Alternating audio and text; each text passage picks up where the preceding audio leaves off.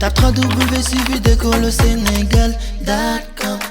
À école au Sénégal, c'est facile, tu n'as qu'à te connecter. Tape école au Sénégal, les leçons sont beaucoup plus détaillées. Voilà, nous allons voir le deuxième temps du mode indicatif. Parmi ces temps simples, nous avons dit le futur simple, le présent, l'imparfait, le passé simple. Donc le futur simple est un temps de l'indicatif. Quand est-ce qu'on doit employer le futur simple?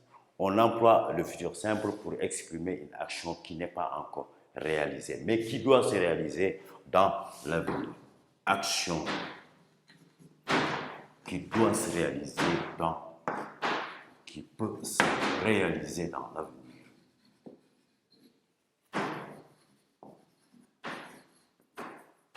Qui peut se réaliser dans l'avenir. Par exemple, demain j'irai à Dakar. Donc l'action est projetée dans l'avenir, on emploie le futur simple. On peut employer le futur simple également pour exprimer une supposition. Une supposition. On peut l'employer pour exprimer une suggestion. Voilà. On peut employer le futur pour exprimer une supposition, n'est-ce pas?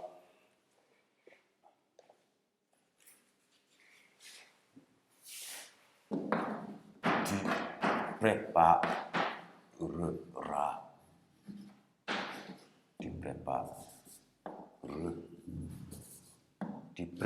là le repas.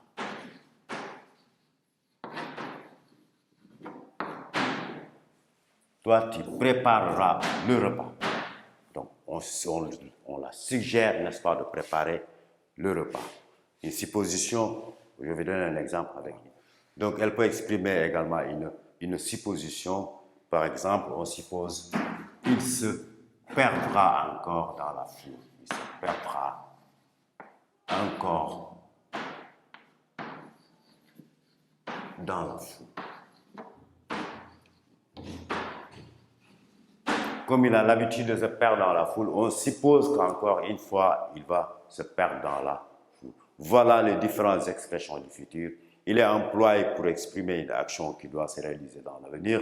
Il est employé pour exprimer une supposition. Il peut être également à l'image de l'impératif, n'est-ce pas, être employé pour exprimer une action, n'est-ce pas, une suggestion, n'est-ce pas. Tu prépareras le repas. On l'impose, on le suggère, n'est-ce pas, de préparer le repas. Voilà par rapport à l'emploi du futur simple.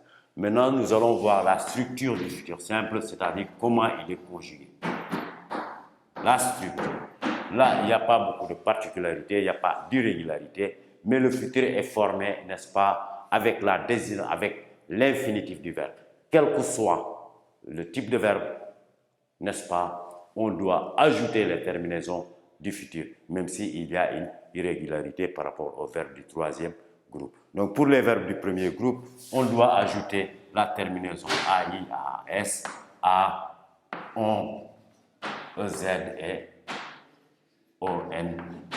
Je chanterai. Et ces terminaisons sont ajoutées à l'infinitif. Donc, j'écris l'infinitif du futur, l'infinitif du verbe et j'ajoute les terminaisons. J'écris l'infinitif et j'ajoute les terminaisons. J'écris chanter, c'est le verbe chanter. Et j'ajoute les terminaisons. Je chanterai, tu chanteras, il chantera, nous chanterons, vous chanterez, ils chanteront. Je parlerai. J'écris d'abord parler, n'est-ce pas? Donc, pour les verbes du premier groupe et les verbes du deuxième groupe, on écrit d'abord l'infinitif du verbe et on ajoute les terminaisons. Donc là, c'est pour les verbes premier et deuxième groupe. Premier et deuxième groupe. Écrivez l'infinitif, le verbe à l'infinitif et ajoutez les terminaisons. Donc, il n'y a pas d'irrégularité. Je chanterai, tu chanteras, il chantera, nous chanterons, etc. Le verbe finir, j'écris finir, je finirai, tu finiras, etc. Le verbe franchir, je franchirai, tu franchiras, etc. Donc, par rapport au verbe du premier groupe et au verbe du deuxième groupe, il n'y a pas beaucoup d'irrégularité. Il suffit d'écrire l'infinitif du verbe, n'est-ce pas, et ajouter les terminaisons du futur. Maintenant, par rapport au verbe du troisième groupe. Verbe du troisième groupe. Pour les verbes du troisième groupe, nous allons encore revenir sur les verbes terminés par venir. Les verbes terminés par venir comme le verbe venir, tenir, parvenir, etc. Là, nous avons une modification du radical je viendrai. Je viendrai. Tu viendras, etc. Je tiendrai, tu tiendras. Je parviendrai, tu parviendras, etc. Donc, pour les verbes de type venir, nous avons une modification du radical.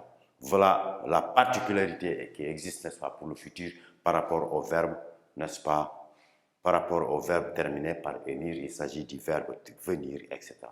Par rapport aux autres verbes, les verbes du troisième groupe terminés en ir, là également, il n'y a pas de modification de radical. Donc, on écrit l'infinitif du verbe et on ajoute, n'est-ce pas, des terminaisons du futur simple. Je sortirai, tu sortiras. C'est un verbe du troisième groupe. Voilà. Il y a une modification également du radical de la terminaison par rapport au verbe terminé par pouvoir. Le verbe pouvoir. Là, vous avez un R qui va se doubler. Je pourrai, tu pourras, etc. Je verrai, tu verrais, etc. Ce n'est pas tous les verbes en war comme le verbe boire. Je boirai, tu boiras. Donc là, ça ne change pas. Mais par rapport au verbe pouvoir, n'est-ce pas?